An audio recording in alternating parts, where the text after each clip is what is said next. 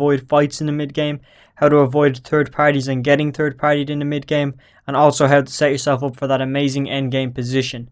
If you're new here, this is part 4 to my season 6 arena playlist, where we basically go over everything to do with arena. Yesterday's video was early rotations, which I will link at the end of this video for anyone who wants to know how to get a nice solid start to their game. Very important concept of your game, and obviously make sure you hit that sub button, because tomorrow we're going to be dropping how to play your end game and all end game rotations, so it's definitely worth hitting that sub button for if you find the information valuable. So we're going to get on with it right now.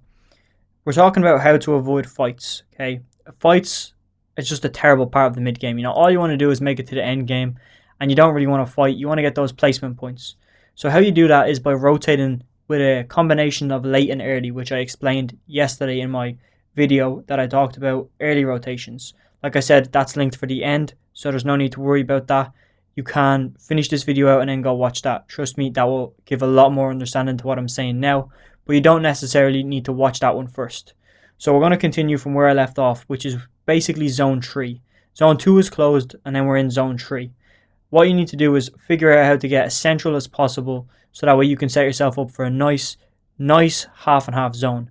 By playing center, it allows you to have the most consistent, I guess, run for half and half. Because if you're on one side of the circle of the zone and half pulls across the whole other side of the map, that's a big run. But if you're central, it means you don't have to run as far. You'll consistently, like, there's a benefit, okay? There's a benefit. Being in the center means you have to run the exact same distance every time to get to half and half. But playing edge means basically there's a 75% chance that you don't get ring, but there's also that 25% chance that you consistently get ring. So it's just playing with time. I would rather go for the consistent run every single zone. Obviously, playing for consistency is the best way to get placement points. Having to run a certain distance every game is very easy to get down, but relying on luck to give you zone is very not so much easy to get down. And especially if shit goes wrong and you get held by absolute terrorists. You don't want that to happen. So play for center, especially in half and half. When half and half comes, there's a lot of different things that are in this season, but the meta is still the same, man, okay? You need a crank for height in half and half. If you get half and half, when zone closes and you have half and half, you need a crank, okay? You need a crank to have height. But now we're going towards more endgame stuff, which I'm going to talk about tomorrow, because like I said, I respect my fans, I respect the subs, I respect the pack, that I'm not going to go over the same stuff in video after video after video like most YouTubers do. It just gets boring listening to the same stuff, and I understand that. So I'm going to save that for tomorrow's video like I said I would. Moving back though towards third parties and how to avoid them is basically a situation where you need to rotate before people. You're rotating after people and they're going to hold you. Okay, so that means if you notice in your game when you're VOD reviewing or just notice you're dying a lot from third parties, that's probably how you ended up on this video. Is just third parties are messing you up when you search it up on YouTube and you found me. But the best way to avoid them is to rotate earlier. It means you're rotating late. If you're running into third parties, you're rotating late. Unfortunately, there's nothing you can do if you're boxed up and some absolute clown decides to come up to your box and start pickaxing. You're kind of forced to fight or rotate away. He probably won't let you rotate away, so then you're in a worst case scenario situation where you have to fight. So how do you minimize that fight from getting third partied?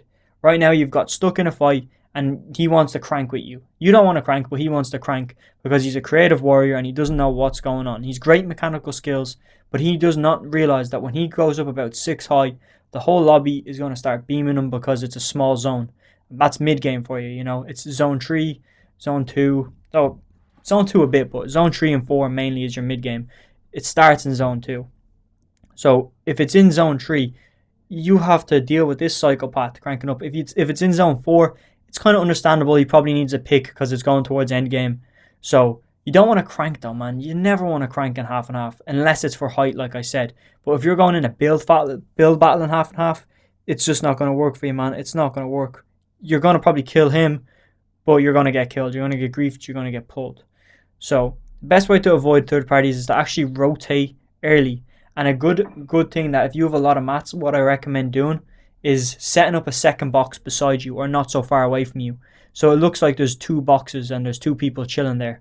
Very overpowered strategy that I don't see enough people use. I personally use this in duos and in solos. In duos in a different way, but in solos, I use it a lot.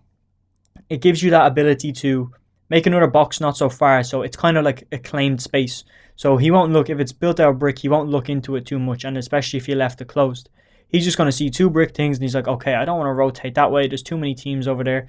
It's not dead side. He's not going to get good placement. He's going to get griefed, all the rest. So he would rather just go somewhere else. Very easy way to avoid getting third-partied as you're approaching to get boxed up. Or as you're approaching to box up yourself, not get boxed up. That would be a very bad thing if that happened. And it means that I wouldn't be doing my job of giving you guys the best information I can possibly give every day, Monday to Friday. As well as that, I just want to promo myself real quick and talk about the streams I'm doing later. I'm going to be doing a stream like I've been doing all week, and it's going to be targeted at Q&A based on Arena. So if I'm not answering every question right now, you might as well hit that sub button, put on the post notice, and I'm going to be streaming all from 5 p.m. GMT till 9 p.m. GMT. So that allows you a nice time. I think it's 5. It's either 5 or 6. I'm not really sure, man. I'm tripping right now. It's like 1 a.m. in the morning, and I'm recording a voiceover for you boys. But basically, you'll get a notification if your notice on, and it's going to be me streaming where I'll answer you all the questions you want to ask regarding Arena, rotates, anything that you have not heard from my mouth yet. I will go through it, even if it takes me 20 minutes, just so you understand it. That's how I roll. That's how we do things over here.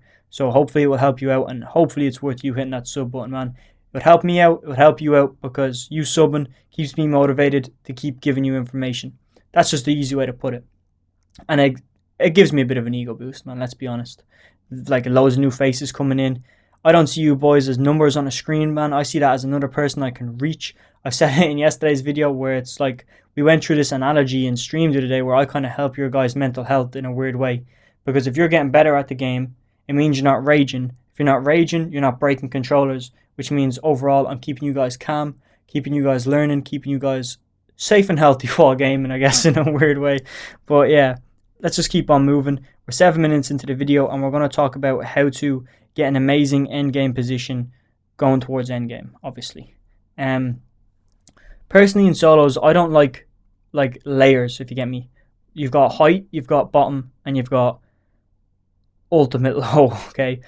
You want to be in a nice distanced area, especially in half and half. If you didn't get zone in half and half and you've gotten in, you kind of want to play off the edges. You don't want to go too central into half and half because it's going to have to move.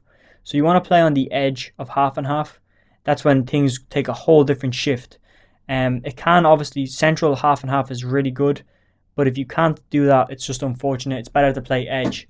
But to get that good end game position, it's just being central the whole game. That's literally the tip. Stay as central as possible after zone 1 and 2.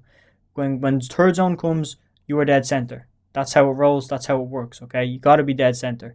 If not, this whole strategy is useless. Because if you're dead center of third zone, when half and half pops up, you have an easy run to get to half and half. And because of that, you're now in half and half before everyone else.